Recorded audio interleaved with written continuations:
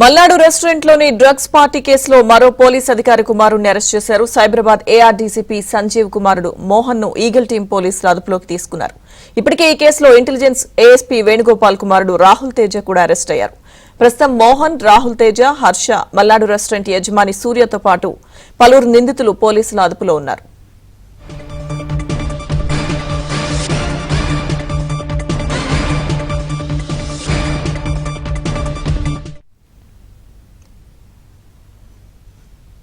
Malnadu restaurant లోని drugs party కేసులో మరో పోలీస్ అధికారి కుమారుడిని అరెస్ట్ చేశారు. ఇదే అంశానికి సంబంధించిన పూర్తి అప్డేట్స్ మా ప్రతినిధి శశిని అడిగి తెలుసుకుందాం. శశి,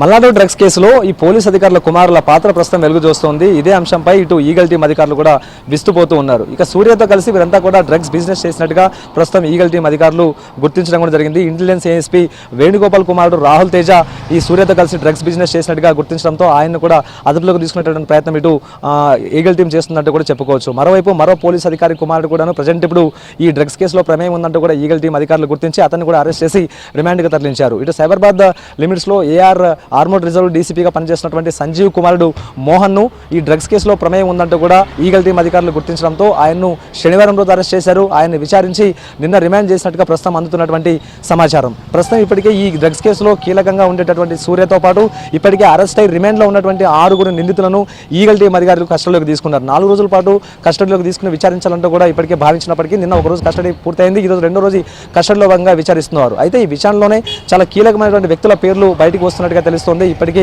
పోలీస్ అధికారుల కుమారుల పాత్రలు వెలుగులోకి వస్తూ ఉంటే మరోవైపు సినీ ప్రముఖులకు సంబంధించినటువంటి పాత్రలు కూడా బయటకు వచ్చేటువంటి అవకాశం కనిపిస్తుందంటూ కూడా ప్రజెంట్ ఇప్పుడు వినిపిస్తున్నటువంటి ఊహాగానాలు. ఇదంతా ఒక అంశం అయితే ఇక రాహుల్ తేజ, ఈయన ఏఎస్పీ వేణుగోపాల్ కుమారుడు రాహుల్ తేజ తండ్రి ఇంటెలిజెన్స్లో ఆయన ఏఎస్పీగా పనిచేస్తున్నటువంటి సందర్భం ఉంది. సో రాహుల్ తేజ గతంలోనే 2024 జనవరిలోనే నిజామాబాద్లో ఒక డ్రగ్స్ కేసులో పట్టుబడ్డారు. సో అయితే ఆ కేసులో ఆయన నిందితుడిగా A3 నిందితుడిగా ఉన్నప్పటికీ కూడాను పోలీసులు అతని మీద ఎక్కడా కూడా చర్యలు తీసుకోలేదు. కనీసం రాహుల్ తేజను అరెస్ట్ చేసి జైలుకు కూడా పంపించేటువంటి ప్రయత్నం చేయలేదు. కేవలం ఎఫ్ఐఆర్లో ఆయన పేరును మాత్రమే యాడ్ చేశారు తప్ప ఆ ఎన్డీపీఎస్ కేసు నమోదు చేసినప్పటికీ కూడాను ఎన్డీపీఎస్ కేసు ఖచ్చితంగా నమోదు చేస్తే నిందితుడిని అరెస్ట్ చేసి జైలుకు పంపించాల్సిన అవసరం అయితే ఉంటుంది. కానీ రాహుల్ తేజను మాత్రం నిజామాబాద్ పోలీసులు అరెస్ట్ చేయలేదు. సో ఈ అంశం గురించి ఇప్పుడు ఈగల్ టీం అధికారులు కూడా ఆశ్చర్యపోతున్నటువంటి సందర్భం. అయితే ఇంటెలిజెన్స్ విభాగంలో ఏఎస్పీగా తన తండ్రి పనిచేస్తున్నాడు కాబట్టి ఆయన అండదండలతోనే రాహుల్ తేజకు సంబంధించినటువంటి అరెస్ట్ను అడ్డుకున్నట్టుగా తెలుస్తోంది. సుమారుగా ఇప్పటికీ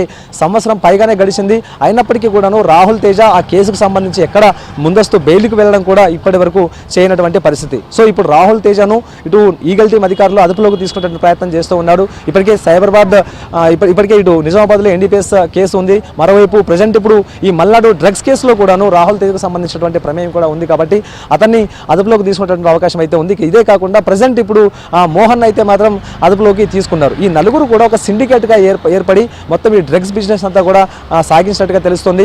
గోవా తర్వాత ముంబైతో పాటు ఢిల్లీ నుంచి డ్రగ్స్ హైదరాబాద్కు రప్పించారు. ప్రధానంగా కొన్ని కొరియర్ పార్సల్స్ ద్వారా ఈ డ్రగ్స్ను హైదరాబాద్కు రప్పించారు. ఇక లేడీస్కి సంబంధించినటువంటి చెప్పులు కింది భాగంలో హీల్స్ భాగంలో డ్రగ్స్ను అందులో ఉంచి చెప్పుల మాటన ఈ డ్రగ్స్ను సరఫరా చేసినట్టుగా కూడా ఇప్పటికే ఈగల్ టీం అధికారులు గుర్తించారు. వీరంతా కూడా హైదరాబాద్లో ఉండేటటువంటి వివిధ రకాల పబ్లకి డ్రగ్స్ను సప్లై చేశారు. పబ్కి సంబంధించినటువంటి యాజమాన్యాలు కూడా ఇటు సూర్యతో పాటు ఇటు రాహుల్ తేజ ఆ తర్వాత మోహన్లతో కుమ్మక్కైనట్టుగా తెలుస్తుంది. ప్రత్యేకంగా పబ్లలో లాంజ్లు ఏర్పాటు చేసుకుని ఆ లాంజ్లో డ్రగ్స్ సప్లై చేసినట్టుగా తెలుస్తుంది. సో ఈ అన్ని అంశాల మీద ఇప్పుడు ఈగల్ టీం దర్యాప్తు చేస్తూ ఉంది. సో మొత్తానికి ఇంకా 3 రోజుల పాటు నీతుల కష్టంలో విచారణలో ఇంకా కీలకమైనటువంటి విషయాలు వెలుగులోకి వచ్చే అవకాశం అయితే కనిపిస్తుంది. Lakshmi Durga. Okay, thank you Shashi.